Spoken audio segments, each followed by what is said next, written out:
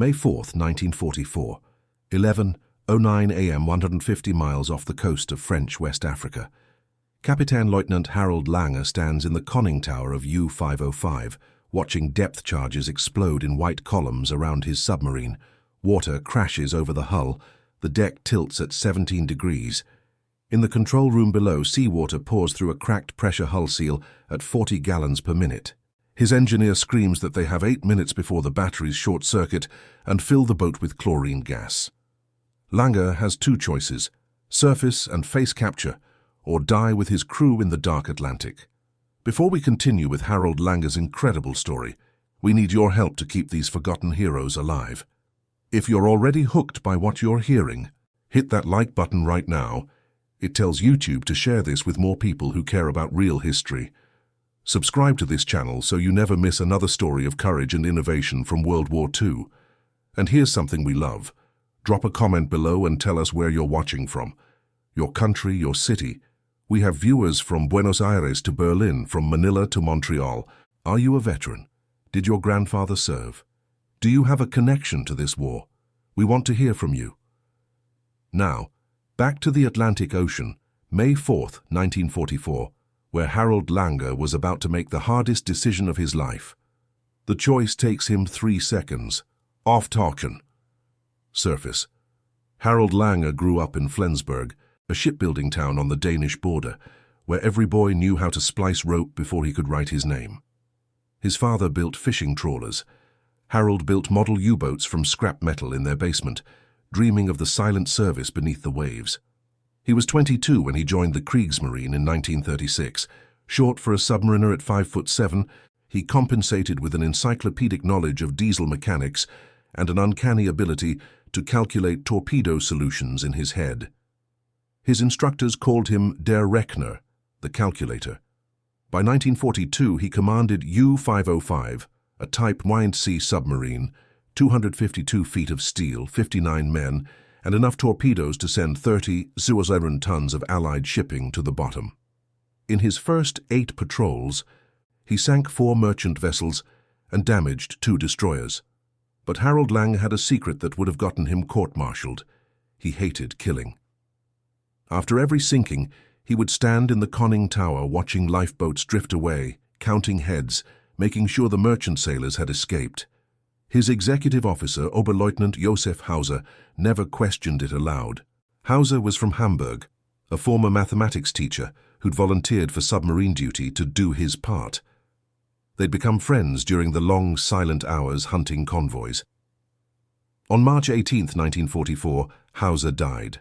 A Royal Navy corvette caught U-505 on the surface during a nighttime battery charge. The first shell hit the conning tower, killing Hauser instantly. Harold held his friend's body for 40 seconds before the second shell forced him below. Hauser's last words were about his daughter Anna, who was 7. He'd promised to teach her chess when the war ended. Harold never got to keep that promise for him. Between January and May 1944, Allied anti-submarine warfare killed 43% of all operational U-boats. New sonar technology, improved depth charges, and hunter-killer groups made the Atlantic a graveyard. 11 submarines disappeared in April alone. No wreckage, no survivors, just silence on the radio frequencies. U-505 should have been recalled. The boat was damaged, the crew exhausted after 9 months at sea. But Admiral Dönitz needed every submarine in the water. The convoys must be stopped, the orders read. All boats maintain station. So Harold Lange stayed. By May 1944, U-505 had a crack in the pressure hull that leaked constantly, a diesel engine that backfired every 3rd ignition, and a crew that hadn't seen land in 267 days. They were hunting convoy Goose 38, 60 merchant ships bound for England with fuel and ammunition. Harold knew they wouldn't survive much longer. The Nazi propaganda was relentless. Every U-boat captain received weekly briefings about American barbarians who machine-gunned survivors in the water, who tortured prisoners, who showed no mercy to captured submariners. The official line, "Capture means execution, never surrender." Harold didn't believe it entirely, but his crew did, especially after what happened to U-515. On April 9th, U-515 was sunk by the USS Chatelaine. According to German intelligence, the Americans rescued 3 survivors, then threw them back in the water when they refused to talk. The story spread through the U-boat fleet like fire through gasoline. "If we're captured," said his new executive officer, Lieutenant Werner Schmidt, "they'll kill us slowly." Harold didn't argue. What was the point? May 4th begins like any other day in hell. At dawn, U-505 is cruising at periscope depth, searching for stragglers from the convoy they'd been tracking for 3 days. The sea is calm, the sky is empty. Harold is in his quarters, writing a letter he'll never send to Hauser's widow. At 11:00 a.m., the sonar operator screams, "Destroyers! Multiple contacts! Bearing 090. Range 4,000 meters. Harold is in the control room in 4 seconds. "Dive! Emergency dive! Take us to 80 meters!" But they're too slow. The first depth charge explodes 50 meters off the starboard beam. The submarine bucks like a horse. Light bulbs shatter. Men are thrown against bulkheads. The pressure hull groans, a sound like a whale dying. Harold grips the periscope stand. "Damage report. Cracked seal in the forward battery compartment, water coming in." "How fast?" 40 gallons per minute. Another depth charge. Closer. The lights go out. Emergency lighting kicks in, bathing everything in red. Harold can smell battery acid mixing with seawater, the first stage of chlorine gas formation. In 20 minutes, his crew will be choking to death. The third depth charge hits so close that the submarine flips onto its side. That's when Harold knows. They're not getting out of this. He could dive deeper, but the cracked hull will implode at 100 meters. He could run silent, but the leak is too loud. The destroyers will track them by sound alone. He could fight on the surface, but U-505's deck gun was damaged months ago. Surface or die. Harold looks at his crew. 59 men, boys really. The youngest is 17, a radio operator from Munich who still cries in his bunk at night. The oldest is 43, an engine mechanic who'd been building U-boats since before the war. "Blow all ballast tanks," Harold says quietly. "Emergency surface." His executive officer stares at him. "Capitan, they'll capture us, or they'll kill us quickly. Either way, we breathe air again." The submarine breaks the surface at 11:11 a.m. USS Guadalcanal, a Casablanca-class escort carrier, has been hunting U-505 for 6 hours. Captain Daniel Gallery, a 37-year-old Naval Academy graduate from Chicago, stands on the bridge watching destroyer escorts USS Pillsbury, USS Pope, and USS Chatelaine circle like wolves. Gallery is not a typical Navy captain. Before the war, he was known for 2 things: his exceptional tactical mind and his habit of reading philosophy during combat. Today, he's reading Marcus Aurelius between depth charge patterns. When U-505 surfaces, Gallery doesn't order it destroyed. He orders it captured. "Signal all ships," Gallery says. "Prepare boarding party. I want that submarine intact." His executive officer looks at him like he's lost his mind. "Sir, they'll scuttle her. Every U-boat captain. Then we board her before they can." Gallery has been planning this for 8 months. The U.S. Navy hasn't captured an enemy vessel at sea since the War of 1812, 129 years ago. An intact U-boat would give Allied intelligence access to Enigma machines, codebooks, acoustic torpedoes, and operational orders. But more than that, Gallery believes capturing a submarine without killing its crew sends a message. We are not the monsters you've been told about. It's a gamble. If the Germans trigger their scuttling charges, the submarine and anyone aboard will be torn apart by explosives. Gallery gives the order anyway. Harold Lang stands on the conning tower watching American destroyers converge. The propaganda plays in his head. They will torture you. They will execute you in front of your crew. You will die screaming. He looks down at his men climbing through the hatch, blinking in sunlight they haven't seen in 9 months. 8 are wounded. 1 is missing a hand from a shrapnel injury 3 weeks ago. Another has burns across his back from an electrical fire. Harold makes his decision. "Abandon ship," he orders. "Everyone into the water. Now." His executive officer activates the scuttling charges, explosive valves that will open seacocks and flood the submarine in 4 minutes. The fuses are set. The charges are armed. U-505 will sink. Harold is the last man off. He drops into the Atlantic at 11:14 a.m., watching his submarine settle lower in the water. The conning tower hatch is open. Water pours in. In 3 minutes, the pressure hull will flood completely. Then he sees something impossible. An American whaleboat racing toward U-505. Lieutenant Albert David, 23 years old, from Boston, Massachusetts, leads the boarding party from USS Pillsbury. He has 9 men, sailors, not Marines, who volunteered for a mission that will probably kill them. They reach U-505 at 11:16 a.m. "Sir," says one of the sailors, "we can hear the scuttling charges ticking. Then we move fast." David climbs through the conning tower hatch into darkness. The submarine is flooding. Water sloshes around his knees. The ticking is louder now, mechanical clocks counting down to detonation. "Find the charges," David shouts. "Disarm anything that looks like it'll blow." His team spreads through the submarine. Torpedoman Stanley Dowiak from Detroit finds the first scuttling charge in the engine room. It's a simple device, a clock mechanism connected to a valve that will open the seacocks. He pulls the detonator out with bare hands. 2 minutes left. Electrician's mate Zenon Lukosius finds the second charge in the forward torpedo room. This one is already leaking, seawater spraying from a failing valve. He wraps his belt around it, tightening until the leak stops. 1 minute left. David finds the main scuttling valve in the control room. It's open. Water is pouring in at 120 gallons per minute. The valve wheel is jammed. Corrosion and 9 months at sea have frozen it in place. 30 seconds. David doesn't think. He braces his feet against the bulkhead and pulls. The valve wheel doesn't move. He pulls harder, feeling something tear in his shoulder. Still nothing. 15 seconds. He wraps a steel cable around the wheel and signals his men. 3 sailors pull together. The valve wheel screams, metal on metal, and rotates 1/4 turn. The water flow stops. 10 seconds. David sprints through the submarine, checking for other charges.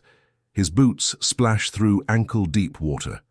The ticking has stopped, but his heart hasn't. At 11:19 a.m., U-505 is secure. The first enemy vessel captured by the U.S. Navy since 1815.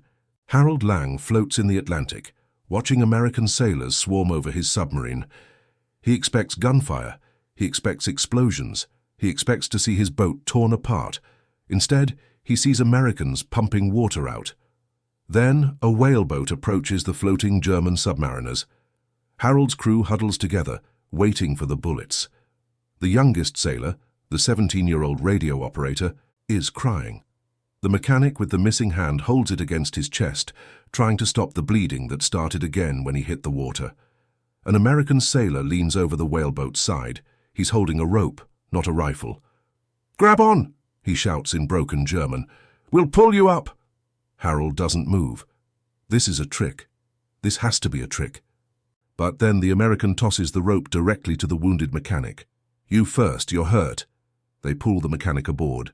Then the sailor with burns. Then the 17-year-old who can't stop crying. Then, one by one, all 59 German submariners. No one is shot. No one is beaten. Harold is pulled from the water at 11:27 a.m. He collapses on the deck of USS Guadalcanal, coughing up seawater, waiting for the interrogation to begin. Instead, an American sailor hands him a wool blanket and a cup of coffee. "You're safe now," the sailor says. Harold stares at him. "Safe?" "Yeah, safe." Below decks on USS Guadalcanal, Dr. Lieutenant Commander James Reynolds, the ship's chief medical officer, receives 59 prisoners. 8 are seriously wounded. 3 need immediate surgery. Reynolds is from Portland, Oregon. Before the war, he was a family doctor who made house calls on horseback. Now he's responsible for keeping 900 American sailors alive in the middle of the Atlantic. And suddenly, 8 German submariners who should be his enemies. "Set up the wounded in sickbay," Reynolds orders. "Same treatment protocol as our own men." Corpsman hesitates. "Sir, they're Germans." Reynolds looks at him. "They're patients. Move." The wounded Germans are carried to sick bay. The mechanic with the missing hand, Obermaschinist Franz Weber from Stuttgart, is bleeding heavily. Reynolds examines the wound. A rough amputation, 3 weeks old, badly infected. "Get me a surgical kit," Reynolds says. "We're cleaning this up." He works for 40 minutes, debriding infected tissue, disinfecting the wound, wrapping it in clean bandages. Weber, semi-conscious, mumbles something in German. "What's he saying?" Reynolds asks the interpreter. "He's asking why you're helping him. He says you should let him bleed." Reynolds looks down at Weber. "Tell him that's not how we do things." The most severely wounded German is torpedoman Klaus Richter from Hamburg. He has third-degree burns across 40% of his body from an electrical fire in the torpedo room 3 weeks ago. The burns are infected, weeping fluid, exposing muscle in some places. In 1944, burn treatment is primitive. The survival rate for burns over 30% of the body is less than 20%. Even with medical care, without care it's 0. Reynolds knows Richter will die without skin grafts. Skin grafts require donor tissue, fresh tissue, human tissue. Reynolds makes an announcement over the ship's PA system. "Any sailor willing to donate skin for a medical emergency, report to sickbay." 17 sailors volunteer. Reynolds selects 3. Seaman Jake Morrison from Seattle, Petty Officer Luis Sanchez from Los Angeles, and Corpsman David Chen from San Francisco. He explains the procedure. They'll remove small sections of healthy skin from their thighs, which will be grafted onto the burned German sailor. "Sir," Morrison says, "is this guy American?"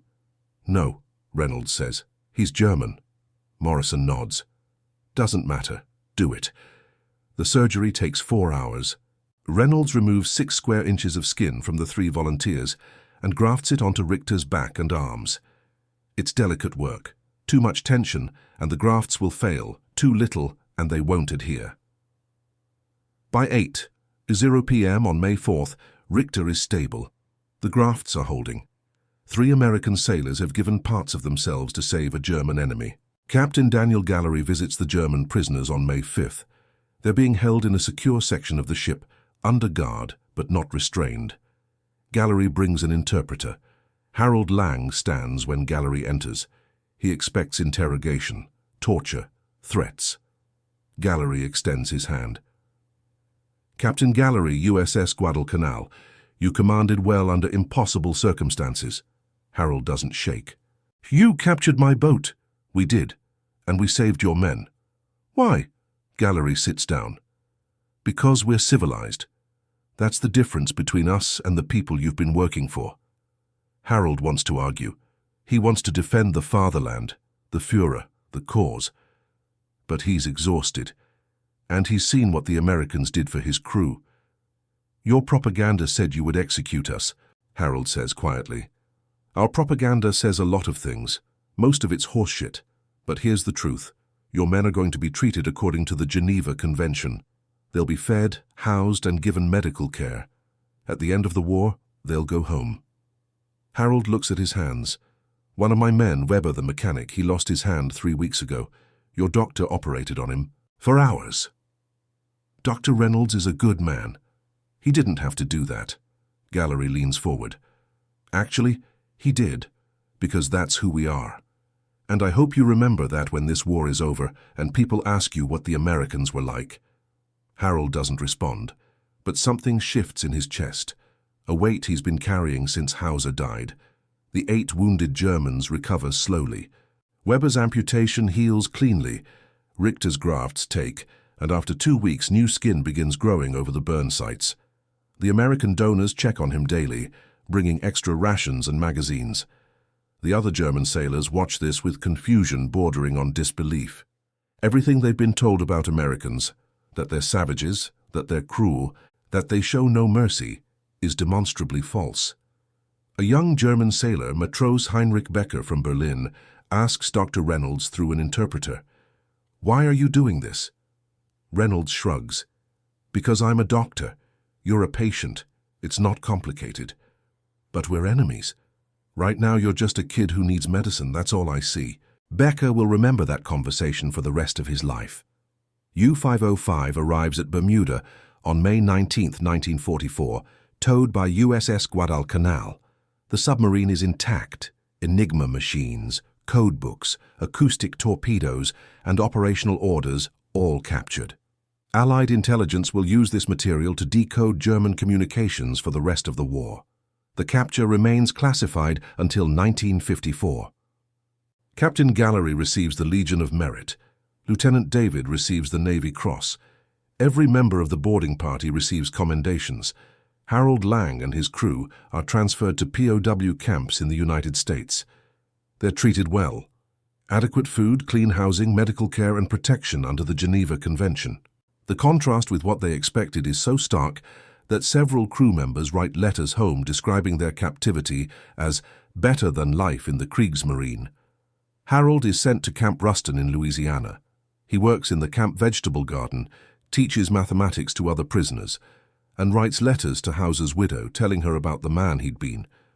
He never mentions his own fear or how Americans saved his crew when they could have let them drown. In December 1945, 8 months after the war ends, Harold Lange is repatriated to Germany. He returns to Flensburg and finds his parents' house destroyed by British bombing. His father is dead. His mother is living with relatives in Hamburg. Harold doesn't talk about the war. He gets a job as a diesel mechanic at a shipyard, the same yard where his father built fishing trawlers. He marries in 1948 a schoolteacher named Greta, who doesn't ask about his past. They have 3 children. For 32 years, Harold Lange repairs engines and goes home to his family. He doesn't attend U-boat reunions. He doesn't give interviews. When his children ask about the war, he says only, "I was a submariner. We lost." Klaus Richter, the torpedo man with burns, returns to Hamburg and opens a bakery. He keeps a photograph of Dr. Reynolds on the wall of his shop until the day he dies. Franz Weber, the mechanic who lost his hand, becomes a one-handed watchmaker in Stuttgart, famous for his precision work. Heinrich Becker, the young sailor who asked Dr. Reynolds why he helped, becomes a doctor himself. He spends 40 years working in refugee camps across Europe, treating anyone who needs help. In 1976, a naval historian named Timothy Mulligan is researching U-boat captures when he discovers the classified file on U-505. He tracks down Harold Lang through German naval records and requests an interview. Harold agrees, reluctantly. They meet in a cafe in Flensburg. Harold is 62 years old, grey-haired, wearing the same work coveralls he's worn for 30 years. "I don't have much to say," Harold tells him. "We were captured, that's all." "But you weren't just captured," Mulligan says. "You were treated. Your wounded crew received medical care equal to American sailors. One of your men received skin grafts from American volunteers. Why do you think they did that?" Harold stares at his coffee for a long time. "I thought they would kill us," he says finally. "Everything we'd been told, everything the propaganda said, it was about how brutal the Americans were, how they had no honor, no mercy. And then they pulled us from the water and gave us blankets and operated on my men for hours." Harold's voice cracks slightly. "One of my sailors asked the American doctor why he was helping. The doctor said, 'Because I'm a doctor and you're a patient,' as if it was the most obvious thing in the world. Do you think it changed anything for you, for your crew?" Harold nods slowly. "It changed everything. We realized we'd been lied to, about who the enemy was, about what kind of war we were fighting. The Americans didn't have to be kind. They could have let us drown, or thrown us in a cell, or ignored our wounded. But they didn't. Why not?" "Because," Harold says, "they were civilized, and we weren't." Harold Lange dies on March 14, 1982 in Flensburg at the age of 68. His obituary in the local newspaper mentions that he was a mechanic and a father of 3. It does not mention that he commanded U-505, or that he was captured by the US Navy, or that American sailors saved his crew when they could have let them die. His funeral is attended by 47 people. 3 of them are former crew members from U-505. No one gives a speech about the war. Today, U-505 sits in the Museum of Science and Industry in Chicago, Illinois. It's the only German submarine in the United States. More than 2 million people visit it every year. Next to the submarine, there's a small plaque describing its capture. The plaque mentions Captain Gallery, Lieutenant David, and the boarding party that risked their lives to seize an enemy vessel. It does not mention Dr. Reynolds or the American sailors who donated skin to save a German enemy. It does not mention that 8 wounded German submariners received the same medical care as American sailors, or that this act of humanity broke through Nazi propaganda more effectively than any weapon. But the men who were there remember. In 2004, during a 60th anniversary commemoration of the U-505 capture, Klaus Richter, then 83 years old, traveled from Hamburg to Chicago. He stood in front of the submarine he'd served on and met the grandson of one of the American sailors who donated skin for his grafts. They embraced. No words were necessary. The story of U-505 is not just about a submarine capture. It's about the choice between propaganda and humanity. Between what we're told about our enemies and what we choose to do when we meet them face to face. Harold Lang expected execution. He received mercy. His crew expected brutality. They received medical care from men who had every reason to hate them. And that mercy did more to win the war than any weapon ever could. Because it proved that the Allied cause wasn't just about defeating fascism. It was about being better than fascism. About treating enemies like human beings, even when they don't deserve it. That's the real victory. Not the captured submarine. Not the intelligence materials, not the tactical achievement. The victory was Dr. Reynolds operating on Franz Weber's infected hand when he could have looked the other way. The victory was 3 American sailors donating skin to save Klaus Richter when they'd never met him and never would again. The victory was Captain Gallery shaking Harold Lang's hand and saying, "We're civilized, that's the difference. Because in war it's easy to become what you're fighting against.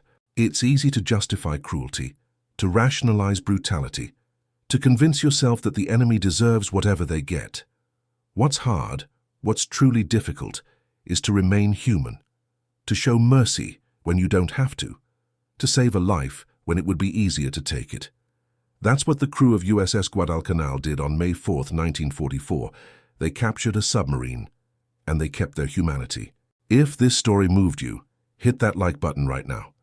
These forgotten stories need people like you to keep them alive. Real history, the kind that shows humanity in the middle of hell, deserves to be shared. Subscribe to this channel so you never miss another story of courage and honor from World War II. And drop a comment below. Tell us, what would you have done in Dr. Reynolds' position?